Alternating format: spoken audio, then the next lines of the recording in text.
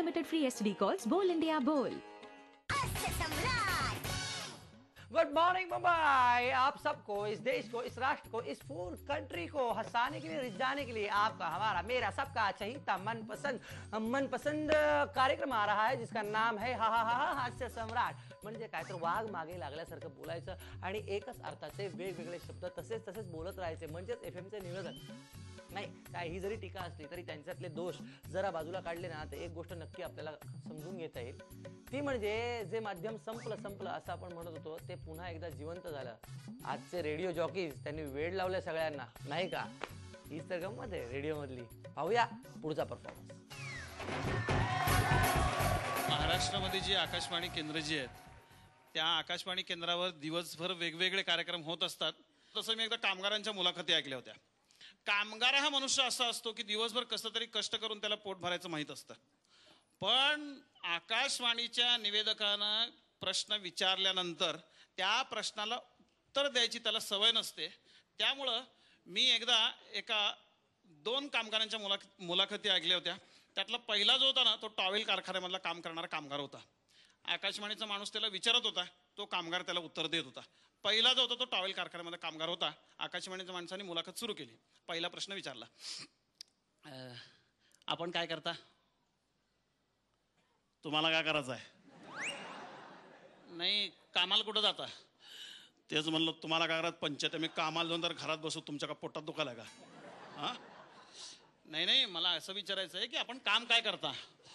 आम्ही कामाला जातो। कुठं कामाला जाता? आपल्या ह्याच्यात म्हणजे ते पलीकडच्या ते ह्याच्यात कामाला जातो। कशात कामाला जाता? कारखान्यात कामाला जातो। कसल्या कारखान्यात कामाला जाता? टॉवेल कारखान्यात कामाला जातो। किती वाजता जाता? पाळी असेल तसं जावं लागतंय। पाळी म्हणजे असतं ते 8-12 4-12, तुम्हाला काय माहीत नाही का? बसा उगाच। बरं ठीक आहे, काय हरकत नाही। तुमच्या या कारखान्यामध्ये काय तयार होतंय? आमचा कारखाना नाही, ते मालकाचा कारखाना आहे ते।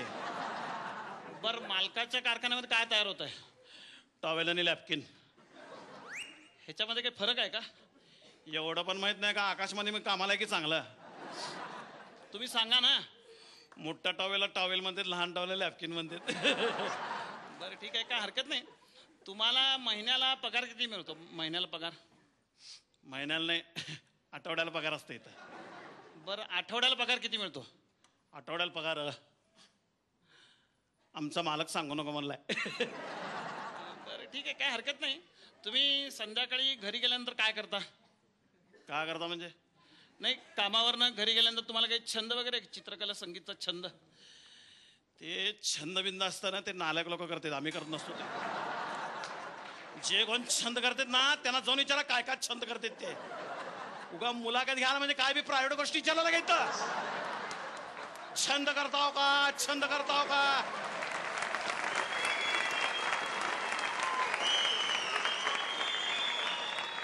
तुम्ही करता का छंद? तसं नाहीये, मला असं विचारायचं तुम्हाला काय आवड आहे का? मग आवड म्हणा ना, मग छंद कशाला म्हणला? मग अर्थाचं गैरअर्थ तुम्हीच करायला की सगळं। ठीक आहे, काय आवड आहे का? ते आवड वेळ काय नाही आम्हाला। आम्ही कामावरनं घरी जातो, हातपाय धुतो, इबीत लावतो, जेवण करतो आणि झोपतो आम्ही। बरं, तुमची ही नोकरी सोडून दुसरा काही व्यवसाय करा तुमच्या मनात आहे का? हा आहे की। काय करणार आहे? किराणा मालाचं दुकान टाकणार आहे। भांडवल कुठून आणणार? बायकोला माहेरी पाठवलो। म्हणजे तिला माहेरी पाठवलं, तिला माहेरना पैसे ना, तिने पैसे नाही, तो दुकान टाकायचं, त्यांना नाही टाकायचं। मुलाखत दिल्याबद्दल धन्यवाद। हा, तुम्हाला पण धन्यवाद। जावा, शेवटी जावा म्हणून सांगितलं त्याने। हा जसा माणूस होता ना तसा दुसरा जो होता तो वीटभट्टीवाला होता, वीटभट्टीवाला। त्याला आकाशवाणीच्या माणसाने विचारलं, आपण काय करता? हे रस्त्याच्या कडेला आमचं वीटभट्टी आहे। किती वर्ष झाले? लय वर्ष झालं। आमचा बाप धंदा करतो, आता डोक्यावर धंदा ठेवला, गेला निघून वरती भोगाला फळ। बर, विटा तयार करायला कच्चा माल काय लागतो? कच्चा माल म्हणजे लय लपडत असते तो। त्याच्यामध्ये माती लागतंय, पाणी लागतंय, भट्टी लावायचं, वरनं पाऊस पडतंय, तोंडात माती पडते। बरं, माती कुठून आणतं? माती काय? माती समोर शेतात माती पडली, शेतकऱ्याचं लक्ष नसताना काढून घ्यायचं। आणि पाणी काय? पाणी गटरीतलं पाणी घ्यायचं, प्याल पाणी म्हणजे धंद्याला पाठी कोणा बोंबलायला। अहो, गटारीतलं पाणी काय म्हणताय? तुमच्या कामगारांना त्याचा त्रास होत नाही का?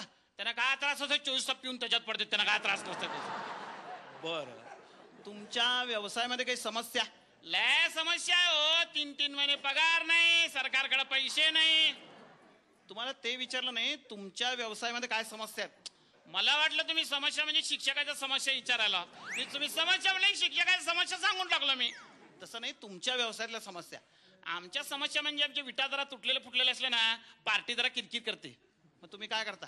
काय नाही, कॉन्ट्रॅक्ट असल्याला समजावून सांगतो, त्यांना खपवत आहे सगळे इटा, आम्हाला काय प्रॉब्लेम नाही. बरं, मुलाखत दिल्याबद्दल धन्यवाद. हा, तुम्हाला मग धन्यवाद. या कधीतरी इटा घ्यायला म्हण. शेवटी विटा घ्यायला बोलवलं त्यांनी. आता हा जसा आकाशवाणीचा जसा आवाज असतो तसं महाराष्ट्रामध्ये वेगवेगळ्या बोलीभाषा बोलल्या जातात. गाव बदलले की भाषा बदलते म्हणतात. पण आपल्या महाराष्ट्रामध्ये सगळीकडे शोले हा सिनेमा लागलेला होता. पण काय असतं की गाव बदलले की भाषा बदलते, त्याच्या प्रतिक्रिया बदलतात. आता शोले हा सिनेमा प्रत्येक गावात लागला. तुम्ही लातूर उस्मानाबाद परिसरामधल्या एखाद्या माणसाला विचारलं ना, काय शोले बघितला का? काय म्हणला लाव? शोले म्हणला लाव. का हाय ती? बच्चन बी गोळ्याच मारलेलं आहे, धर्मेंद्र बी गोळ्याच मारलेलं आहे, पागल टाकायचं हाय का ते? अरे तिकीट बी भेटना, काय बी भेटना, लय परेशानी येऊ लागली. जरा चहा पाजा उग, चला. विषयच संपला तिथं. कोल्हापूर सांगलीकडच्या माणसाला विचारलं ना, काय शोले बघितला का?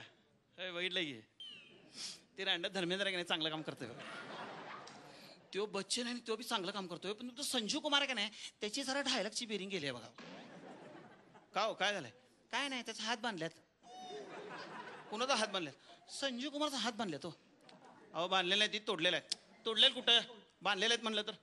अहो नाही, तोडलेलं आहे. अहो तोडलेलं नाही, हो बांधलेलं आहे. ती पडद्याच्या पाठीमागे जाऊन बघून आलोय मी.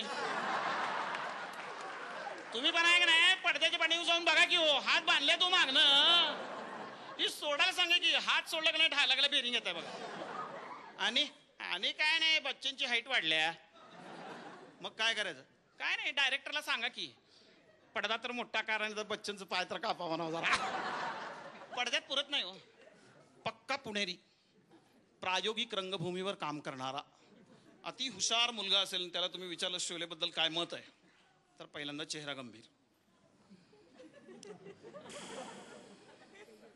काय माहितीये की दीपक, सिनेमा बघू नकोस तू.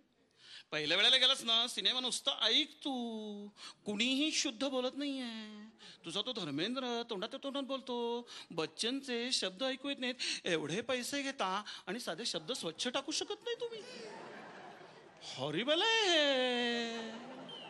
आणि ती तुझी हेमा मालिनी, माझी नाही आहे ती. हेमा मालिनी नावाचा जो पदार्थ त्या सिनेमामध्ये काम करतो ना, ती हेमा मालिनी एका बाजूला तुम्ही स्त्री मुक्तीवादी दाखवताय, म्हणजे स्वतःच्या पायावर उभी करताय तिला. टांगा चालवती ती चक्क. एका बाजूला तुम्ही तिला तिच्या पायावर उभी करता आणि दुसऱ्या बाजूला तिच्या पायाखाली काचा टाकता आणि त्याच्यावर तिला नाचायला लावता. काय चाललंय फाजीलपणा?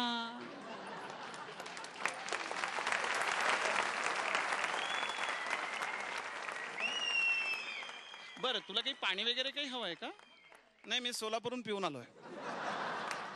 दरवेळेला तसंच करत जाते, जरा बरं पडेल. आणि पुढल्या वेळेला तर ना मुद्दे काढून ये, तसाच येऊ नकोस. नाही, मी येतच नाही म्हणून सांगावं लागतं. का प्रश्न विचारला असं व्हावं लागतं. धन्यवाद. मित्र, मी तुम्हाला दिसतोय, पण जरा मी काय बोलतोय त्याच्याकडे लक्ष द्या. पावसाळी हवा आहे, ढगाळ वातावरण आहे आणि हळूहळू पाऊस पडायला सुरुवात झालेली आहे. पाऊस पडतो आहे आणि मातीचा सुगंध असा दरवळतो आहे. कुठेतरी घंटानाद ऐकू येतोय आणि पक्ष्यांचा किलबिलाट ऐकू येऊ लागलेला आहे. आणि अशातच एक सुंदर मुलगी डोईवर पाण्याचा माठ घेऊन आपल्या घराकडे परतते आहे. भिजत भिजत तिने नंतर झाडाखाली थोडासा आसरा घेतलेला आहे. काय आला की नाही डोळ्यासमोर? हीच तर जादू आहे अहो. म्हणजे काय, तर फक्त शब्दांनी एक चित्र आपल्या डोळ्यांपुढे उभं करायचं, हे क्रिएटिव्ह काम. आणि हेच क्रिएटिव्ह काम गेली अनेक वर्ष हे रेडिओ जॉकीज आणि हे रेडिओवरचे निवेदक करत आले. तर अमीन सयानींपासून ते आजपर्यंतचे सगळे जितके रेडिओ जॉकीज आहेत, जितके निवेदक आहेत रेडिओवरचे आणि रेडिओला स्वतः, आमचा हास्य सम्राटच्या सगळ्या टीमचा मनापासून सलाम. त्यांची गंमत कधीच संपणार नाही, आपली गंमत सुद्धा